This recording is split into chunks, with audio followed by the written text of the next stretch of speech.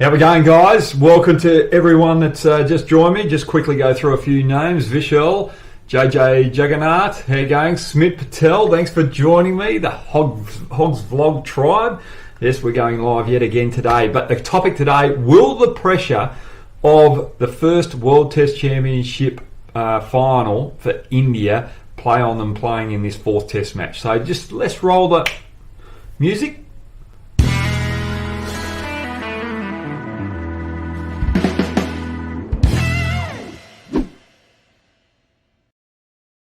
Righty-o, we've got four topics for you today. We've got the pitch for India to prepare, we've got the batting track and its effects. How can England bounce back? And then I've got a few team lineups for you. So let's go to the pitch that India should prepare right now. For me, there was talk early on that they wanted to prepare a batting-friendly pitch. I don't think they should do that. They've got the momentum in the Test series, and preparing a flat pitch would bring England back into the contest, and you're taking your strength away the spin bowling. The spinners are right on top right now, and you don't want to give England any chance of getting back into this series or of drawing this series. You've got to win it or draw it to go through the next series. The best way to do that is keep a positive mindset and play for the win. Which leads me to the next track, batting track and its effects. It will play on the Indian mindset, so you don't want to change that Indian mindset because they have dominated the series so far with both bat and ball. Axar Patel coming in, they can't sweep him. They don't know how to play him. They're playing from the crease, and that has allowed Ashwin to apply the pressure as well.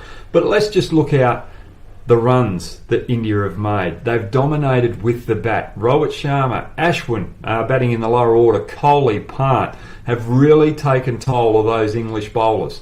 And Pant coming in and playing with that aggressive mindset down the bottom order as well has put pressure on the likes of Leach, which is England's weapon. The only batsman that stood up really for England is Joe Root.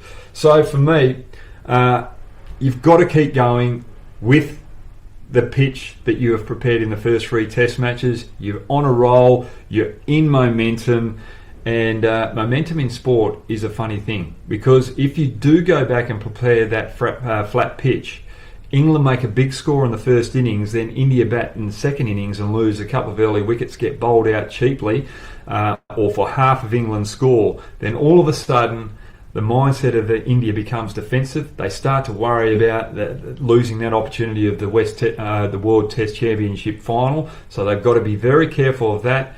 So for me, you've got to prepare a spinning track and make sure you play to your advantage. And look, over here in Australia, Nathan Lyon and myself love spinning friendly wickets. This is a quote from Nathan Lyon that he made in the media earlier, and I totally agree with him.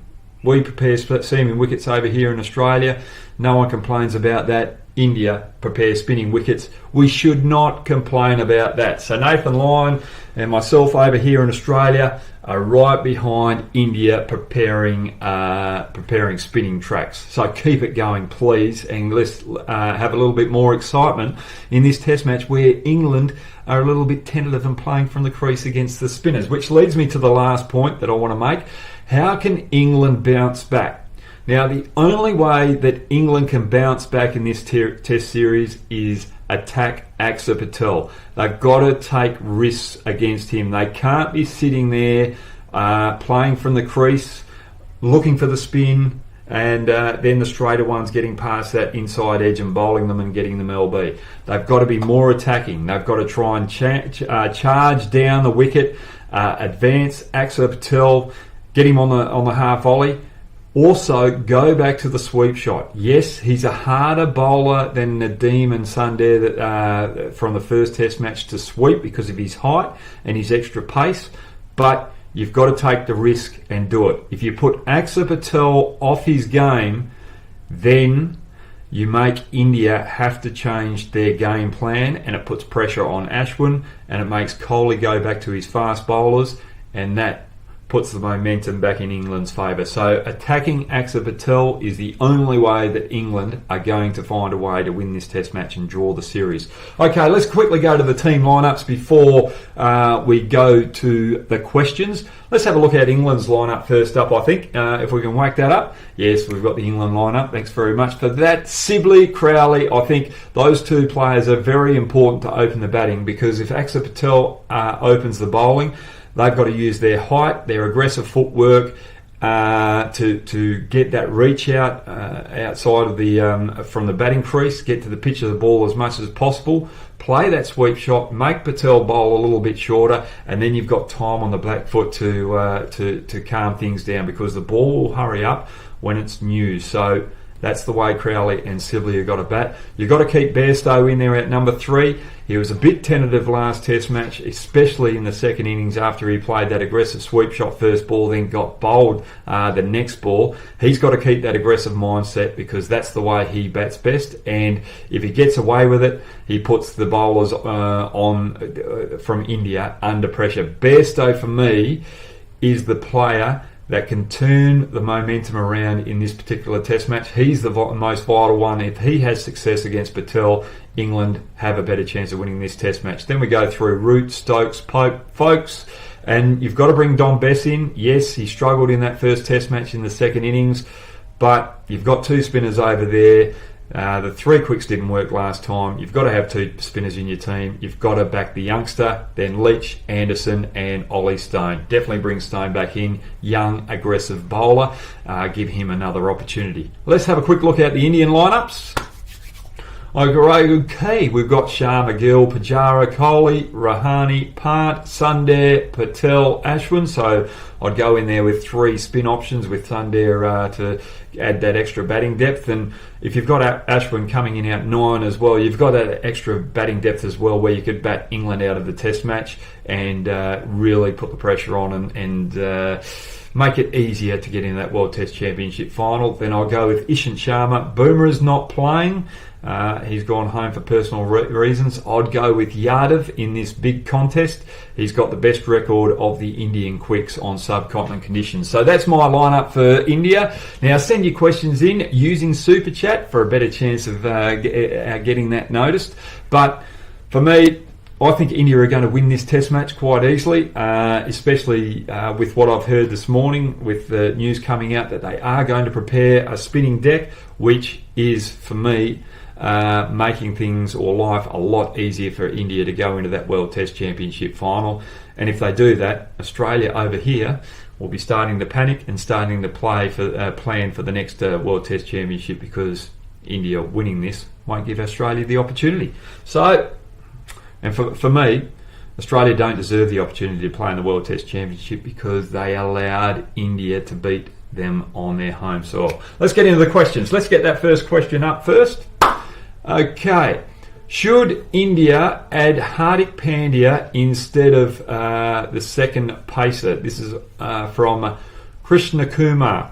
Now, Krishna Kumar, no, I don't think they should play Hardik Pandya. As much as I'd love him to come into this team, I still think you need 2 frontline seamers to partake in this attack. Hardik Pandya hasn't got the bowling under his belt, and if they need extra pace at some stage where he's got to bowl 20 overs, he doesn't have the workload under his belt. So it will put stress on him. Big chance of him getting injured if they have to go down that path, and you don't want that with white ball cricket coming around and the T20 World Cup coming up at the end of the year. You want him fully fit and prepared for that, because in your World T20 team, he is a vital cog in the lower order with his fielding, bowling and power hitting. So don't risk him here. And plus you've got the batting depth of Ashwin coming in at 9 with the lineup that I've had there. But very good question there, Krishna Kumar. Can we have the next question, please? Vishal, how are you going, Vishal? Good to see you. Any particular reason why Pujara is not looking at his best over the 70 plus that he made? I just think he's got a little bit defensive at the present moment. I like the way that he played in the first test match. He was using his feet. And when he does use his feet, he looks a lot more compact against the spinners. And plus, if I'm bowling to Pujara, I'm thinking that he's going to play me from the crease. As soon as he starts using his feet, I've got to change my line and length. So when he charges down the wicket, I start to bowl shorter and try and beat him on the outside edge, and that's where he can get right back on the back of his, or near his stumps, and work the ones and twos. And that's where Rahul Dravid was probably one of the best players of spin, the way that he manipulated the bowler to cause him to change his line and length. And once you put the bowler off his line and length, it's easy pickings from there. But I expect Pujara to make a big score in this fourth test match when the pressure is on and they need someone there to fight right through the end and handle the pressure of the big stakes of getting into that World Test Championship final. Pujara is the man here. Next question, please. Tanmoy, how you going? Chakrabarti, good to see you again, and hope medical college is going well. Ask Hoggy, has a great batting form in Australia and first test made Rishabh the keeper more confident, keeping well in spin pitches? Now that's a very good question, Tanmoy. For me, I think Rishabh Pant is one of those players that likes to be in the game all the time. Over here in Australia, it's harder to beat the outside edge of the bat, and sometimes the ball's not getting into the keeper's hands as much.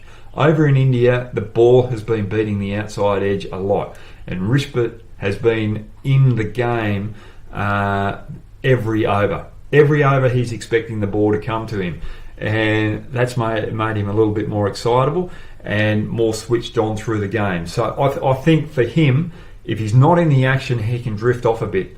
Over in India, he's been in the action all the time. That's why we're seeing him keep at his best. And for me, I just love the way that he bats as well, the way that he takes on the bowling. I think he's a superstar, and I think this is going to give him confidence moving forward. And I think we'll see a better keeper of Pant when he goes overseas and he's not in the game as much, because he'll realise how important it is for him to keep taking those chances. This is a big series for Pant.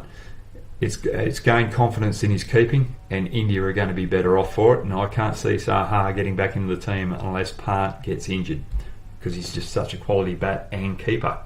Next question, please, Shubs. Venkat Vabiaf, I hope I said that right. Venkat, thanks very much for joining me. Do you see Jadeja coming back into the team with Aksar's performance? Yes, I do see Jadeja coming back into the team. We haven't seen Aksar bowl in foreign conditions as yet, and that's one area that I'd like to see. I don't think he'll have the same potency as a Jadeja when you go on to Western conditions, because Jadeja still has a ball that he can bowl with a little bit of overspin and get that turn and bounce with that variety. I don't think Akshar Patel has got that variety up his sleeve at the moment. Plus Jadeja is a better batsman and a better fielder as well, so he gives you more in batting depth and in fielding prowess as well. But Akshar Patel, he will play a couple of years of Test cricket in a row once Jadeja retires. So don't write off Akshar Patel, but Jadeja will walk straight back into this team, even though Akshar Patel has performed well against England in this series. That's a very good question. It's a hard question too. Vishal, how you going? Why is it that the English players, apart from a few players like Root, play very poorly in spin conditions? Why ECB don't create one or two spinning wickets in home conditions for practice of English players?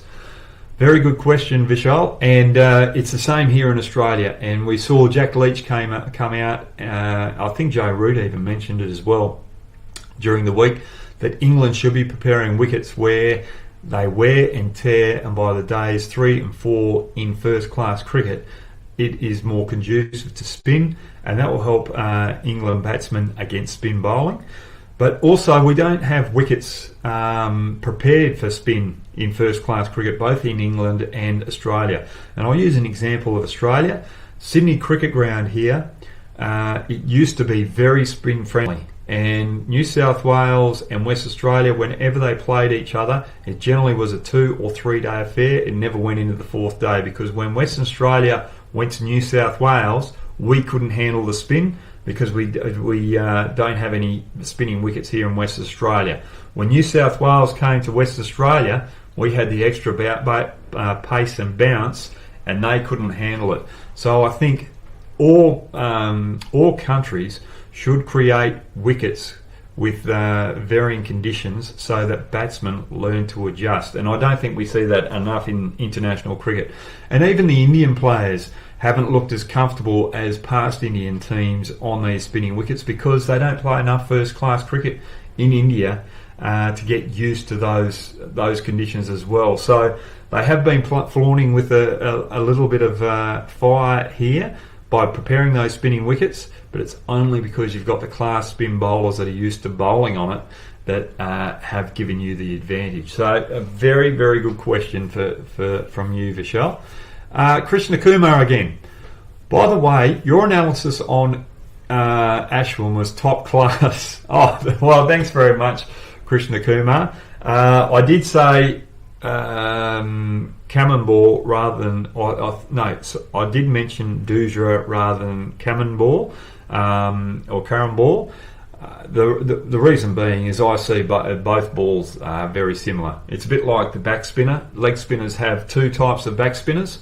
There's one that comes get out of the microphone there. One that comes out of the front of the hand like that, where you flick it and it looks like it's a big turning leg spinner. And there's another one where we just flick it off those two fingers as such there. It just rolls off those two fingers. A bit like a seam delivery, but it still comes down as such as it might be a leg spinner. And those ones generally skid on a bit more than the ones that come out as such, where you really work your wrist right around to flick it out. So your leg spinner, back spinner there. So that's why I called it a Dujra, because for me it's a similar ball for all the off spinners. We've got another question there, please, Shubs. I've got Shubs in the background there helping me out with all these questions, so thank you very much for that, Shubs. Akash Tyagi. How you going, Akash? Thanks very much for joining us. Hello, Hoggy. Thanks for taking out your time and answering so many questions. Just wanted to say thanks and keep doing this. It's a pleasure listening to you. Thanks very much, Akash. Yes, we have got the Hoggs Log Tribe here. I enjoy everyone that joins me. Every now and then my predictions aren't going to be right, but that's the good thing about the YouTube channel. You can put your opinions underneath, and if you disagree with me or you have a different opinion, it's very good to put it out there, because we all have different ways that we think about things. We all have different methods of the way that we go about it, and what I've learned throughout my cricketing career is if you might have a different way to approach a certain situation and the captain might have another way, it doesn't mean that you're both wrong. It just means that you've got to choose that moment right then, choose one of those methods that you're going to operate in. And generally you should go with what the bowler's thinking, because he's already got it in his mind and his body's already telling him what to do. And if the captain tries to change that, sometimes because the bowler's still thinking about what he should have done, things fall apart a bit and the opposition can get on top there. Okay, Shubs, have we got another question there? Serenity, spiritually. Oh, I feel so spiritual now. I've done my meditation this morning. We woke up a little bit earlier over here in Australia. The question is from Serenity. Why didn't the English players use their feet? Ask Hoggy. Well, if you look at the first test match compared to the next two test matches, English players haven't swept as much or used their feet. It's simply because Nadeem and Sundar in that first test match weren't bowling quickly. They were bowling slow through the air, and it allowed the English players to adapt and play those variety of shots. Now, with Axar Patel coming into the equation, he bowls quicker, he comes from a greater height, and it's harder to pick the ball's flight in the air, because he's got that extra height. He's not coming up and over. He's more direct with the flight of the delivery. So the batsman can't pick it up as much. So then they're not quite as confident to use their feet with that quicker pace. But also with the extra bounce, they're not quite as confident to play the sweep shot. So we're seeing the English players not getting their feet from that batting crease far enough out to cover the spin, or to get the pitch to the ball to play the sweep shot. So they've been very tentative. So it's the extra pace from Patel that's caused the issues from the bowlers that bowled in the first Test match that are causing England not to use their feet. And they've got to use their feet this next Test match. Otherwise, they'll be in a lot of trouble. Next question, please, Shubs. Vamps Ready, Nanny. I hope I said that right. Thanks very much for joining me. Vamsy, what would you add to England's squad if you are the coach or part of the team? For me, if I was part of the English squad, I would try and find another left-hand bat to bat in the top three that can play spin. That's the only addition that I'd look for in this English team. I thought last Test match they picked the right team for the conditions. They thought it was going to swing and the fast bowlers were going to have more of an impact. And those conditions presented themselves in the training sessions that they had beforehand. So they picked with the evidence that they had. They picked the team with the evidence they had for that third Test match. It was just that the conditions didn't present as the preparation did, and they were caught short with an extra spinner. So for me, it's not the biggest issue. I think they've got the right balance in the bowling attack now with 2 spinners and 3 seamers going into this match. It's just an extra left-handed batsman that they need in the top 3. Probably waffled on a little bit too much there on that one, Vamshi, but that was a good question and it's made me really think. Katur Magesh, which spin bowling action is better, round arm or high arm? Your thoughts, Hoggy? For me, if I'm over in Australia, I prefer the higher arm because then you're getting the extra bounce and hopefully you get the revolutions on the ball to give the extra dip. If you're coming round arm, you're generally undercutting the ball, and round arm bowling is more conducive to Indian or subcontinent conditions where the pitches are a little bit more scathed and rougher, so that the ball can grip with that square seam. Over here in the West, you need that overspin to get the extra bounce and also extra spin. The side spinners don't work here. So that's my answer for you, Katur. It's a very good question too. Very thoughtful question. Niraj Chowdhury. How are we going, Niraj? Why off spinners are a dying breed nowadays? Only Lyon Ashwin are good, unlike past. In one-day international cricket, I can't remember any off spinners playing. Niraj, I just think it comes from you've got Shane Warne that came on the centre stage, Kumbale from India.